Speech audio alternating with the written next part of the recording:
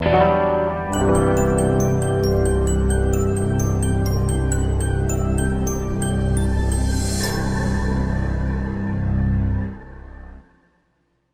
Graças, paz, irmãos. Amém. Primeiramente, agradeço a Deus pelo privilégio de estarmos aqui um ano depois, outras vezes voltamos, mas hoje incumbidos de uma tarefa muito honrosa para nós. Deus sabe tudo, sabe todas as coisas. Jamais pensei que teríamos aqui um braço da convenção, jamais pensei que teríamos aqui uma congregação. Então a prova é que tudo está nas mãos dele, é ele que conduz, Deus é supremo, é soberano.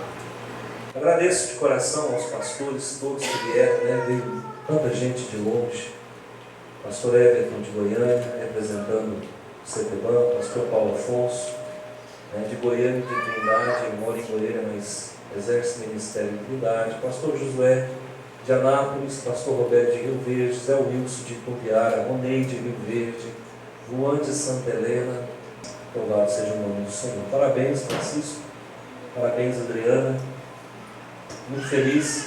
Francisco está fazendo CETEBAN em Rio Verde, tomou uma decisão muito boa, ele e a esposa, ambos são acadêmicos da nossa instituição de ensino em Rio Verde, e daqui a pouco eles estão aí com o bacharelado na mão, e nós encaminhando eles, para ele no caso, para a ordenação, e quem sabe a sua esposa até para uma ordenação de missionário.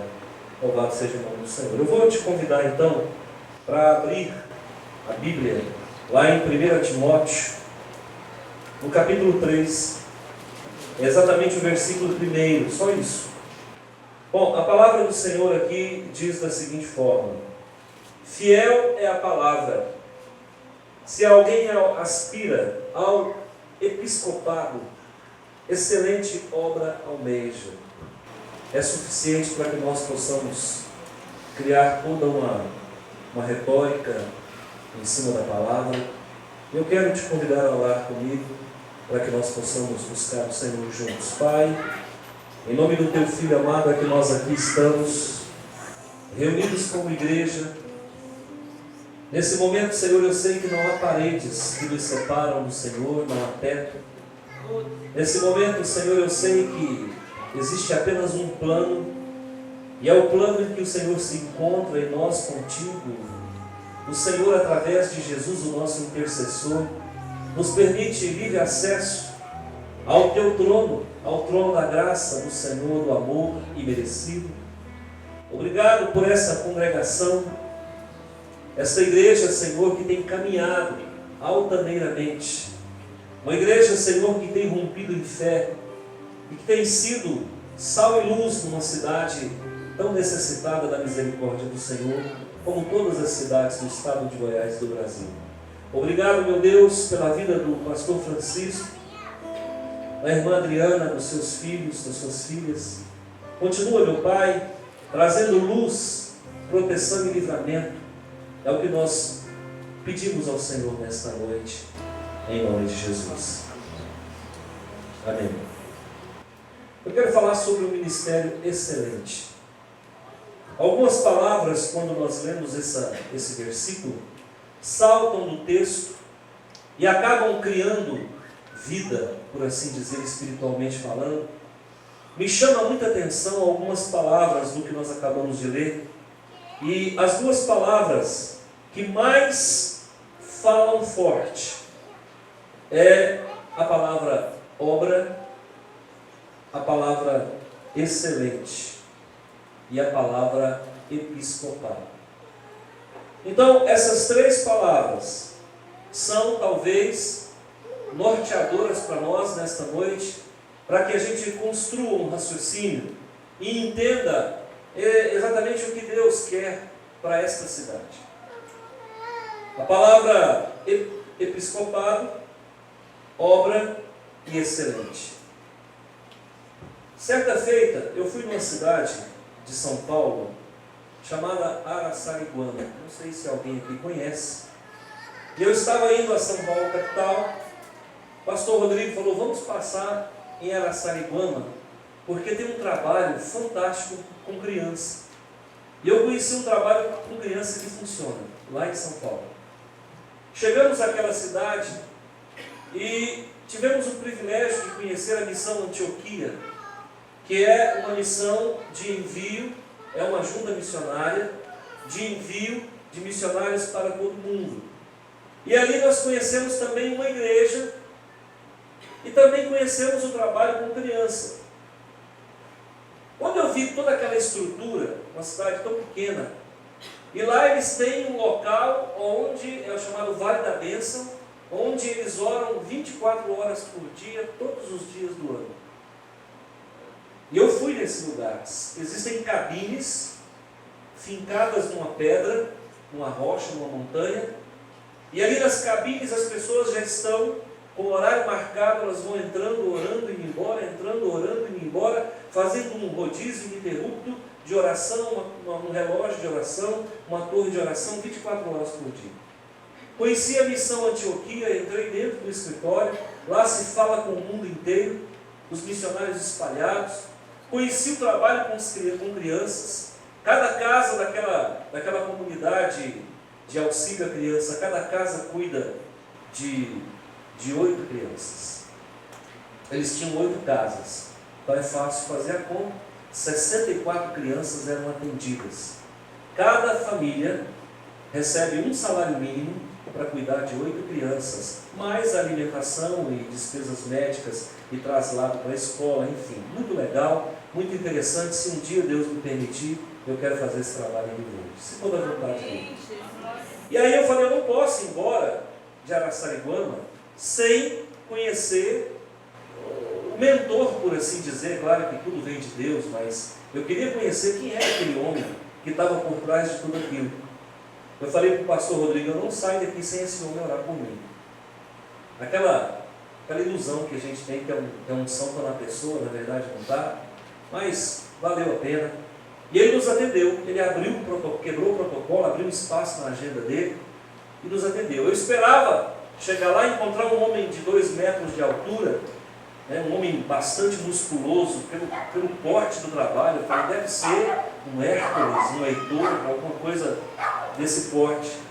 Quando nós entramos na sala, um senhor de aproximadamente 80 anos, muito magrinho, muito encurvado, extremamente humilde, falava baixinho, com pouca força, e eu olhei e falei, pode vir alguma coisa de Nazaré? E na verdade é a ótica que nós olhamos, que ela é até pecaminosa.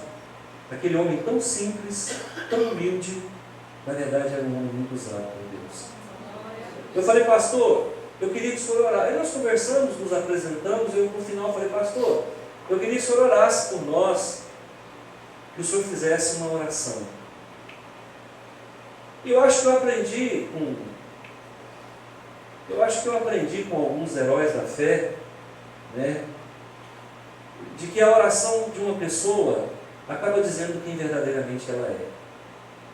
E ele orou da seguinte forma, ele disse, Senhor, poucas palavras, ele disse, Senhor, conceda a esses varões, colocou a mão nos nossos ombros, meu e do Rodrigo, conceda a esses varões que eles estejam ligados ao Senhor, para que eles façam o que o Senhor quer para aquela cidade de Rio Verde. Que eles entrem no centro da sua vontade, para que eles façam aquilo que o Senhor tem para aquela cidade. Quais são os projetos que o Senhor tem para aquela cidade? Quando terminou, que nós viemos embora, eu falei, Rodrigo, na verdade, era o começo da minha fé. Eu achei que ia descer uma bola de fogo do céu, que ia entrar um vento pela janela, que uma fumaça ia sair debaixo da mesa, a gente brincando, E ele fez uma oração tão simples e eu entendi tudo. Pastor Francisco, qual é a vontade de Deus para esta cidade? Eu não sei qual é a necessidade dessa cidade. De Rio Verde eu acho que eu já sei um pouco. De São Simão não sei. Eu não sei quais são as carências espirituais dessa cidade. Eu não sei o que é forte aqui. Eu não sei se a prostituição é forte. Eu não sei se o homossexualismo é forte, eu não sei se a falcatrua aqui é forte, eu não sei. Quem é que está aqui necessitando urgentemente de uma ajuda? São as crianças, são os idosos? O que está faltando para essa cidade?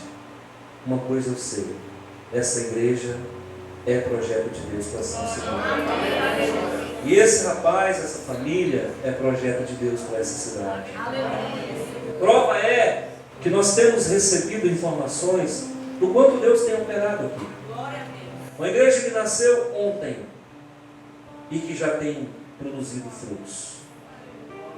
Aqui a palavra do Senhor diz, olha, se alguém almeja, se alguém aspira ao episcopado, uma palavra difícil na pronúncia, fácil no entendimento. A palavra episcopado vem de episcopos ou episcopos, do grego, que significa bispo, pastorado. Então a palavra aqui é, se alguém almeja ser pastor, pastorear, se alguém almeja ser bispo. Uma outra palavra que também pode traduzir episcopado no grego é poimenem. Então Deus está dizendo, olha, se alguém almeja o episcopado, excelente obra. Pastorear é uma obra. É uma vontade expressa de Deus para uma cidade. Mas além de ser uma obra, o episcopado é excelente. Então eu acho que potencializa ainda mais o ministério. Por isso eu estou dizendo que eu quero falar de um ministério excelente. Ser ministro do Evangelho já é grandioso. Agora, ser ministro do Evangelho fazendo a obra de Deus, porque o que nós temos visto são pessoas fazendo obras onde Deus diz, apartai-vos de mim, porque eu não vos conheço. Então o que nós queremos? Nós queremos ser uma igreja centro da vontade de Deus. Há um tempo atrás eu falei, eu falo constantemente em Rio Verde, eu falo, olha, eu amo Mineiros, eu amo Jataí, eu amo Quirinópolis, eu passo por Acreúna e choro, eu amo Maurilândia, eu amo Castelândia, eu amo algumas cidades adjacentes, e eu tenho desejo, e sei que o Senhor me concederá esse privilégio de abrir congregações, porque eu sinto que o meu ministério é esse. Agora, irmãos, deixa eu falar uma coisa para vocês. Eu não sabia que além de todas essas cidades, Deus tinha um projeto para nós aqui. E eu abracei a partir do momento em que as portas se abriram. Então fazer a obra de Deus é andar no centro da vontade de Deus. E quando nós estamos no centro da vontade de Deus, nós somos perfeitos como perfeito é o nosso Pai que está no céu. Porque no centro da vontade de Deus não há sombra de variação, não há mudança, não há mercado, não há dúvida, não há vacilo. A obra de Deus é excelente, e excelente é fazê-la como ministro do Evangelho. Alguém pode falar, pastor, mas obra de Deus biblicamente é o quê? Lá em João capítulo 6, versículo 29, não precisa abrir, eu apenas vou dizer para você. Lá diz o seguinte, que a obra de Deus é crer naquele que Deus enviou. Essa é a obra de Deus. E aí eu fui refletir sobre isso, e eu pensei, poxa vida, eu pensei que a obra de Deus era algo mais. Não, mas Jesus disse, foi o próprio Jesus que disse, na minha Bíblia está de vermelho, e ele fala, a obra de Deus é crer naquele que o Pai enviou, ou seja, a obra de Deus é crer em Jesus. Mas a obra de Deus é só isso? Verdade verdadeira, o resumo da obra é, a obra de Deus é só isso. Pastor, mas eu pensava que a obra de Deus era abrir igreja. Irmão, se nós não crermos naquele que Deus enviou, nós não vamos nos vincular a Ele, porque o justo vive pela fé, e o justo vive de fé em fé. Se nós não nos ligarmos a Jesus, corre o risco de nós nos ligarmos a outras vertentes de um proto-evangelho ou de um quinto evangelho que vai nos conduzir em erro. O que tem de gente, irmãos, fazendo a obra de Deus sem Deus? O que tem de gente fazendo a obra de Deus até contra o próprio Deus? A questão não é nós irmos para a igreja, a questão não é nós abrirmos um salão, a questão não é tocar bonito, não é cantar a obra santa, louvado seja Deus porque se cantou. A questão, irmãos, é se nós estamos no centro da vontade dEle. E para que isso aconteça, é com condição sine qua non que nós, primeiramente, creiamos em Jesus. Creiamos, porque não há obediência sem fé. A partir do momento que eu creio em Jesus, como Filho de Deus, eu passo a obedecê-lo, porque ele se torna ícone na minha vida, referência na minha vida. Credes em Deus, credes também em mim. Foi isso que Jesus disse. Pastor, e aonde, então, se a obra de Deus é simplesmente crer em Jesus, e daí? A partir daí, tudo acontece. Esse é o start. Esse é o ponto de partida. Isto é a origem, o princípio ativo de tudo. A partir do momento que nós cremos em Jesus, irmãos, tudo começa a acontecer na nossa vida. E a palavra crer é muito mais do que muita gente pensa. A palavra crer indica ação, é tempo presente. Todo dia eu tenho que crer. Eu não posso crer, eu não posso ser um Billy Graham hoje e amanhã eu ser uma pessoa totalmente sem fé. Quando Jesus fala, se nós tivéssemos fé do tamanho de um grão de mostarda, é que você precisa ter fé do tamanho de um grão de mostarda todo dia. Não adianta você ser uma semente de abacate num dia e no outro dia você não ser nada. Então nós precisamos ter constância na fé. Deus não requer muito de nós, Deus requer de nós continuidade, fé continuada, uma fé que se expressa todo dia. Então isso é o princípio, isso é a obra de Deus.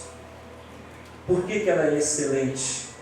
Agora nós vamos entender por que crer em Cristo é excelente. Primeiro, porque vai me levar a uma ação. Crer é verbo, verbo é ação. A partir do momento em que você crê, você não tem, você é. Então, se eu sou, aí sim eu tenho a essência do Deus vivo, eu estou na essência do Deus vivo. Você vai observar algumas coisas importantes. Primeiramente, eu quero que você vá comigo lá em João, no Evangelho de João, no capítulo 14, 14 e 12. Por que é excelente fazer a obra de Deus, pastor? Sabe por que é excelente? Está aqui, ó.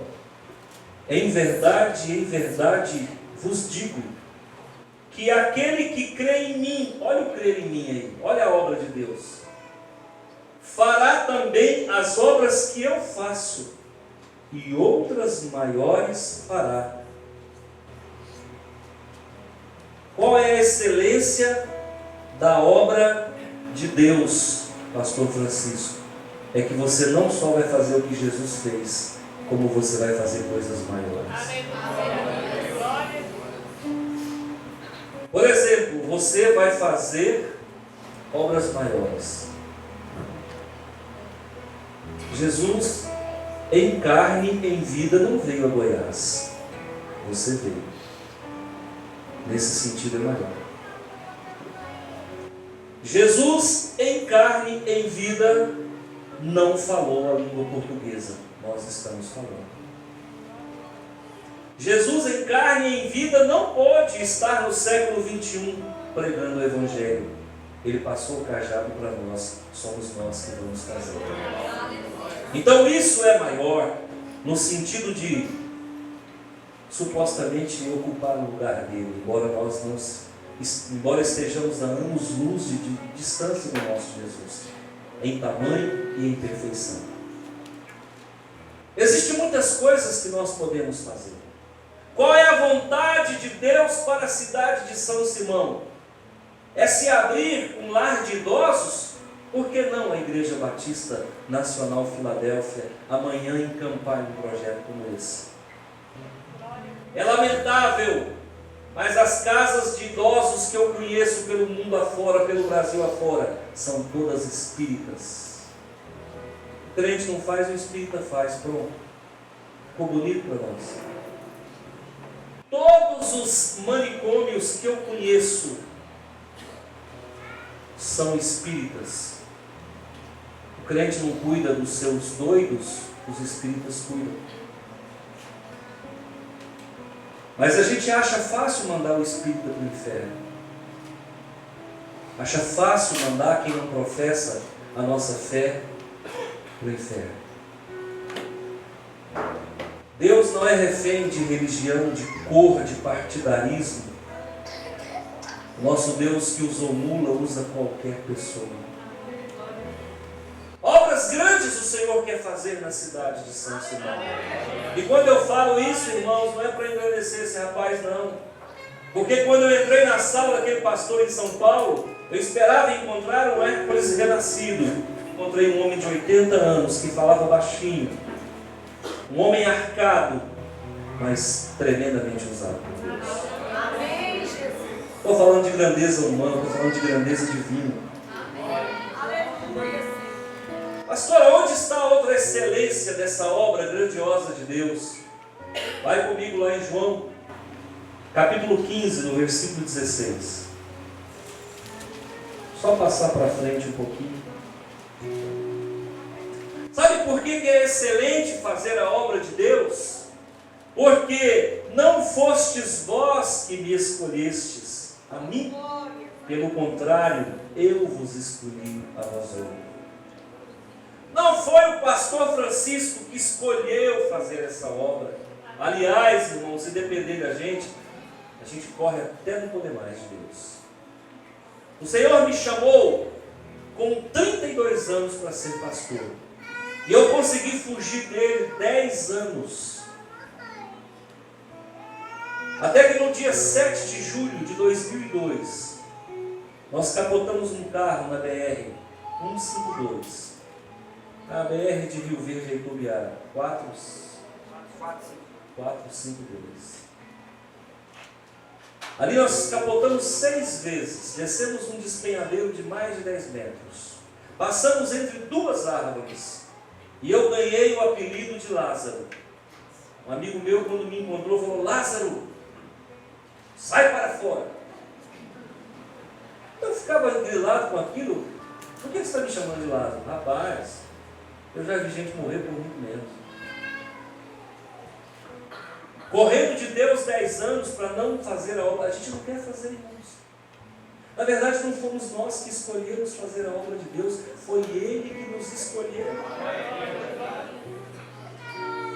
Sabe? E essa rota de fuga que nós empreendemos do centro da vontade de Deus é porque, de forma inconsciente ou subconsciente, nós sabemos da grande responsabilidade que é carregar sobre si, sabe, o título de cristão.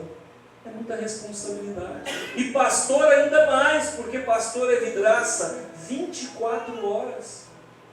Nós somos monitorados pelo inferno. Nós somos monitorados pela vizinhança. Nós somos monitorados pela convenção.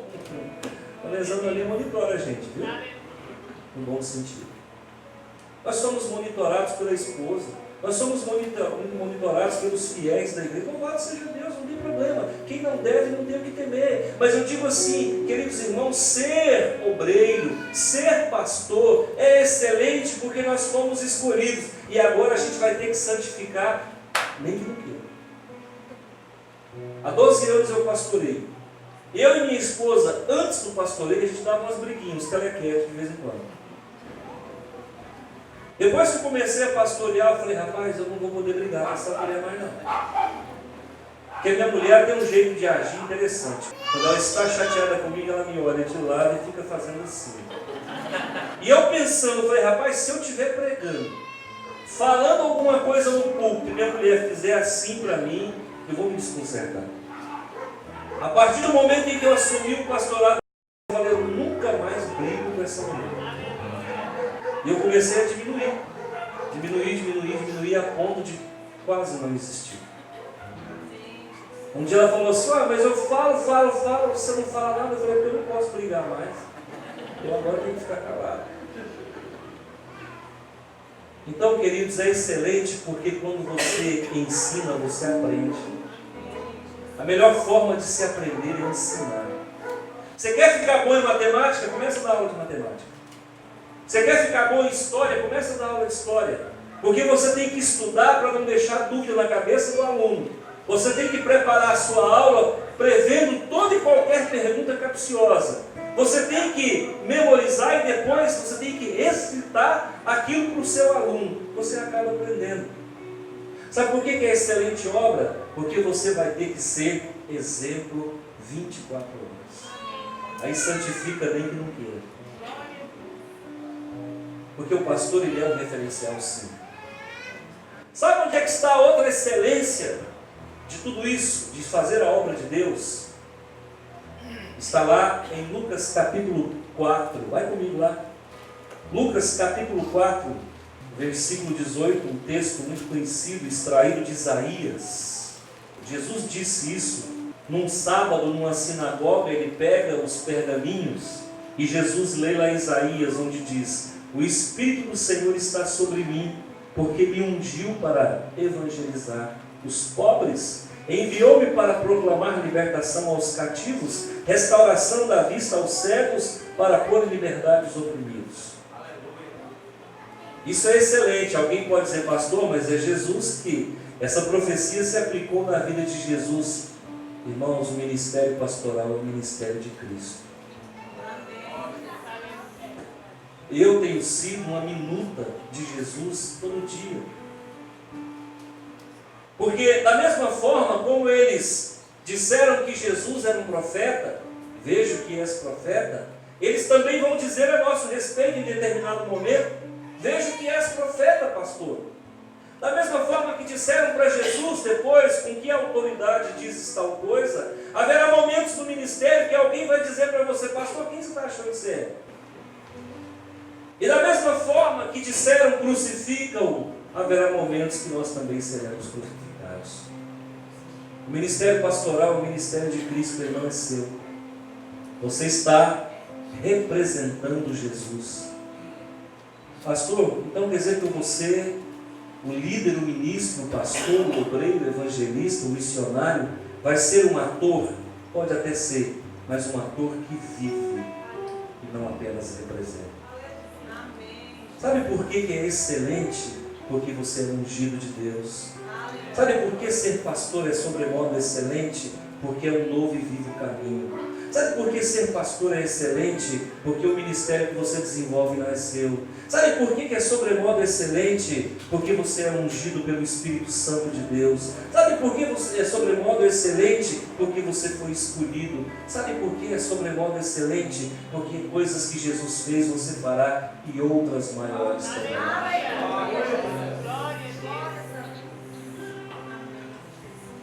Constantemente eu me pego me avaliando no ministério. Eu falo, Senhor, não quero nunca dar prejuízo para o teu reino. Eu não quero nunca ser um falso profeta. E eu me policio.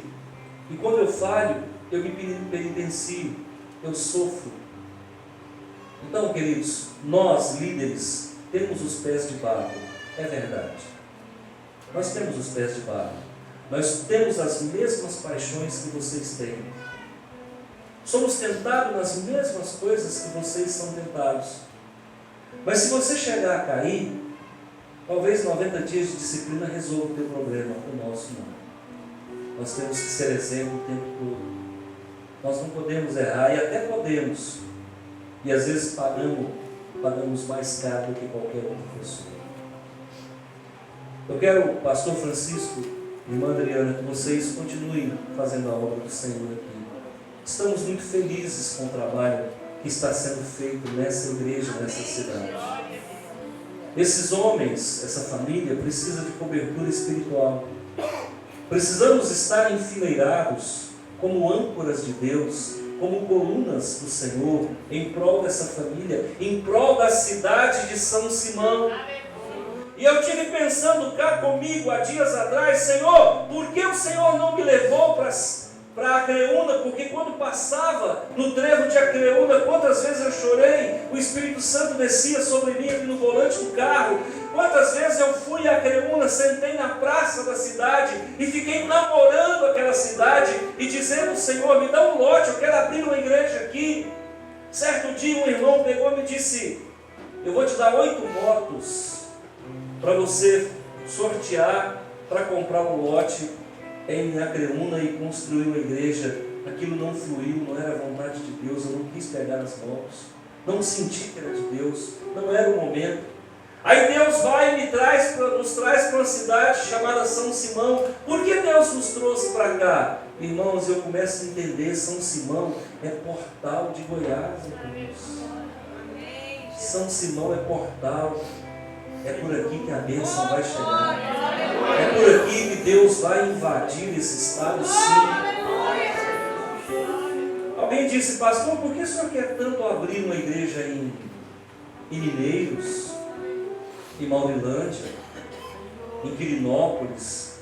Tem tantas igrejas lá, irmãos, com todo respeito a todas as denominações, mas nós sabemos em quem temos crido. E nós sabemos qual é o evangelho que nós estamos pregando. Há dias atrás um pastor me disse: vocês crescem porque pregam o evangelho de prosperidade. Eu disse para ele: nós temos 100 e poucos vídeos na internet. Se você achar uma mensagem que seja mercadológica, eu fecho a Bíblia no mesmo dia. Dentro do estado de Goiás, eu posso te dizer, o evangelho que nós, Batista Nacional, pregamos não é mercantilista. Pregamos o evangelho de confrontação, uma palavra que leva a mudança de comportamento. Pregamos os dons, como disse o pastor Josué. Primamos por vida de santidade e novo nascimento. Esse é o evangelho do século XVIII. E é esse evangelho que nós temos pregado. Por isso que Mineiros precisa de uma igreja assim. Por isso que São Simão precisa de uma igreja assim. Por isso que Acreúna precisa de uma igreja assim. Não que as outras não sejam boas, mas nós sabemos em quem temos crido e sabemos qual é o evangelho que estamos pregando. Irmãos, encher a igreja é muito fácil. Com cerveja sem álcool e fumacinha e luz negra, se enche a igreja, que é uma beleza. Basta prometer aquilo que Deus nunca prometeu, você enche, que é uma beleza. Mas a questão não é essa, irmãos. A nossa questão é formar um povo e preparar um povo para a chegada do Messias. A nossa missão é preparar um povo na palavra, ensinar para esse povo que é preciso conhecer a Bíblia, para que não compremos gato por lebre. Tem muita gente pregando o evangelho que Jesus nunca viu e que ele nunca pregou. Mas nós sim falamos de novo nascimento. Nós ainda falamos da volta de Jesus. Nós ainda falamos que é preciso corrigir o pecado. Nós ainda falamos, lá e aqui eu sei, que é preciso desligar a televisão. Que é preciso tomar cuidado com o leve. Que é preciso ouvir só música de Deus. Que é preciso, irmãos, levar para a igreja papel celulose, a palavra de Deus. Esse é o evangelho que nós estamos pregando. E eu sei que esse rapaz não está fazendo diferente aqui. Cremos nos dons? Cremos sim. Palavra de conhecimento, palavra de sabedoria, discernimento de espírito, dom de fé, de cura, de milagres, o dom de profecia, o dom de línguas, a interpretação das línguas. Nós cremos perfeitamente e buscamos. Não é uma crença teórica, é uma crença prática. Então, irmãos, nós não estamos fora da palavra. E eu desejo para esta cidade paz e graça. Eu desejo para essa cidade consistência no Evangelho. E eu desejo para essa cidade um avivamento, assim como temos desejado para a nossa cidade. Rio Verde precisa ser conhecido não como a cidade da perdigão. Rio Verde precisa ser conhecido não como a capital agroindustrial.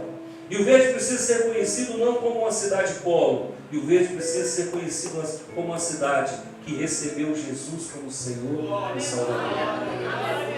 Amém? Louvado seja o nome do Senhor. Eu agradeço a todos os pastores que aqui vieram. Agradeço aos amados irmãos que são daqui de São Simão, e que Deus nos conceda condições de permanecer de pé. A Bíblia diz que o cair é do homem e o levantar é de Deus, mas nem por isso precisamos cair. E se de todo tiver que cair, vamos cair para dentro, para não ter perigo de desviar. Amém? Louvado seja o nome do Senhor. Deus abençoe a todos.